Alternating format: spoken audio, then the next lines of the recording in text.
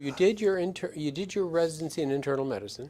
Yeah, and then I You stayed. did a fellowship in oncology. Yeah, And then you joined up with some colleagues and. I brought a few people in, an old retired chief of medicine from Chelsea Naval Hospital who was a self-taught oncologist. My first fellow was Dr. Donna Barnard, who eventually was in Beverly. That practice eventually grew to over 30 hem-oncs when we merged with another group. The point of it is, it even relates to what we've been talking about earlier. You come into one set of circumstances, and then it leads to another set of circumstances. Sure. And you respond to that. You become part of that solution. So pretty soon you start out as one guy, two guys, three guys, and a couple of gals, and it ends up being the large systems of care. Now what's been happening is they've gone from a ministry, a solo practice kind of thing, to the forefronts of molecular biology. I mean, who would think it?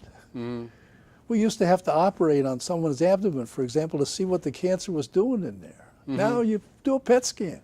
There were, I mean, that's worth bringing up. There were God. exploratory laparotomies just to open someone up and look inside and see what was happening, because you didn't have the resources with regard to imaging. When we started giving chemotherapy, you'd go into a clinic and the nurses would be frightened. You know, you'd have to put your own needle in. Yeah. And in about 2 or 3 years, the nurses got so used to all this, they thought that was their job. They would be insulted if we tried to put in an IV. I mean, it's just that whole sense of collaboration and system formation and so forth. So what began then in an academic community as an academic adaptation then moved to the community. And now, because of the advent of high-tech biochemistry and all that sort of stuff, and because of systems and information technology and computers and all that, is becoming, we're moving back into academia.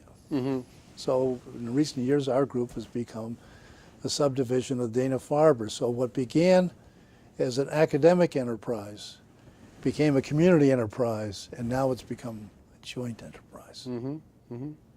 So when you started, basically someone would undergo a biopsy or an operation, have a diagnosis. They then would have further surgery, maybe radiation, and then some chemotherapy, most of which were in the category of we'd call antimetabolites. Yes, or alkaline agents, which are act like glue. Very toxic. People commonly would have problems with GI, problems with hair falling out, problems with their immune system. Yeah. And then that's evolved. That's, I mean, during your career, there have the surgery piece has become perhaps a little bit more sophisticated, but the medical piece we've gone from a primarily surgical disease to one that is becoming more and more a medical disease. Well, it's just, people thought that a mass like breast cancer was a big hunk of ugly, bleeding tissue on somebody's body. And Dr. Marston recognized that it was a systemic disease. It was a disease of cells. And now molecular biology has taken us to the point where we can actually reach inside of individual cells. And of course, that's where cancer is occurring, because it's a molecular disease of deformed, deranged molecules that tell the cells to multiply when they shouldn't, and to leave where they were born, let's say in the intestine, and to go moving through the bloodstream and otherwise to other distant organs like the brain and liver and lungs. So that's a biochemical disease expressing itself as a cellular disease, expressing itself as deranged masses of tissue and organs. So we've gone from organs to molecules. With modern technology. That was incredible. Now the byproduct of this is not only that patients don't have to suffer the side effects of all this, or the complexities of widespread disease as often as they did before, but you're talking about technology that's going to transform our entire biosphere. Yeah. So a moment ago I spoke about the importance of behavioral changes.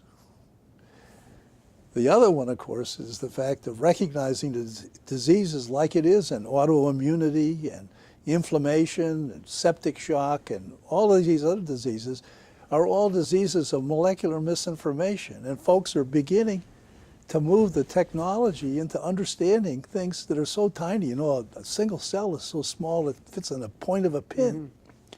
They're in there doing stuff. And then now with genomic research, you have the capacity to find defective genes before they hurt people, take them out, remove them, prevent them, whatever, or to overcome these, like sickle cell anemia and stuff like right. that. I mean, so we're in the midst, just to sort of timestamp this, we're in the midst of a time in which the genetic profile, the DNA profile of cancer, is becoming discovered and is being manipulated to prevent or treat disease. Even they'll feel the epigenetics, Yeah. methylation of genes. Yeah. I mean, so we're dealing in the world of molecular information, and yet a few minutes ago we were talking about the world of medical information. Right. And we live in a time when we can have this total view. Right. So if you go looking forward, I have this big thing about behavior. Yeah. But I also have a big thing about genomics and the ability to manage the entire nature of the biosphere. Mm-hmm. But then if you look at information technology, the internet, I mean, cell phones, you have the technical capacity to talk to anybody else anywhere on the face of the earth. Imagine what that's going to do to things. I mean, mm-hmm. You think we've gone a long ways from 50 years ago to today. I can't imagine what it's going to be like 50 years from now. I mean, I'm really optimistic about this. Right. Right, and you've gone during your career from a time in which you always had a purse full of change to pull over and make a call when your beeper went off, to a time when patients can access their physicians via smartphones, via video, and transmit vital signs and you have no excuse today results. For not knowing what to do. Yeah. Because it's all over. You just Google it, for God's sake. And the other piece is that when we were training early in our careers, that if we wanted to research a topic, we had to go to the library. We had to get out the Indicus Medicus and page through it, find the journals, get them out and read them. And today, via computers, the internet, search engines, and electronic availability, we can get this research done in minutes rather than weeks, and at home rather than in a library. So we've gone from a disease, just oncology, Yeah. that used to kill more people than not. Yeah. Everybody had to suffer. Most people had their life was short. Mm-hmm. Some, very few became a chronic disease, like diabetes or something. To a situation today where most people can be controlled at the very least. Many, well over half patients can be cured. 50% or more of these diseases can be prevented, for example, if you don't smoke. And no one has to suffer today like they did before. Mm-hmm. Literally, Pain management is no one. Much better. You can control not only the adverse effects, the distress caused by the disease, but also by the treatment and the diagnosis. Mm-hmm. I mean, and I see so often in patients when they're confronted with a life-threatening illness, when they begin to know and come to grips with the fact that maybe they're not going to be here as long as they had hoped to be here, that can become a vast opportunity for them. I've seen the courage in the human spirit of people taking whatever time they have and making sure they make amends, that they fulfill their dreams, that they love who they want to love and when and how while they still have a chance. I think if we lived in a world where we didn't have to face an eventual end, that the quality of our life would be far short of what it is knowing we can't be here forever. And it's oftentimes helpful to know that we can't and don't need to walk that road alone and that we're in this together. So it's quite a human experience, really, Right. to go from a ministry Yeah. to the forefronts of molecular biology, and even having this conversation today in my lifetime. I mean, oh my God, you know. Yeah. Imagine what it's going to be like for our great-grandchildren. You know? I can't. It is beyond my imagination, and that's sort of the good part. So our medical society plays a big role in all of this through its advocacy, through its bringing in doctors and other healthcare people and forming coalitions and dealing with public health and all these other issues to make us a healthy nation and healthy people and make our health care system. And that's what this place is all about. I mean, here we are in this building here in Waltham. Right.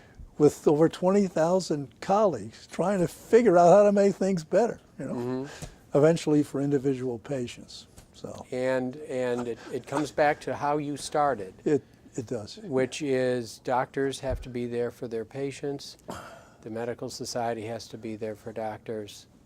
The publishing division has to be there for those who utilize medical information. This is a great place to do it. You know? Yeah. I encourage all our young people to come and be a part of this great experiment called the Massachusetts Medical Society. Well, I've loved talking to you today, and thank you so much for taking the time to Thanks, speak with yeah, us and, yeah. and for doing all you do.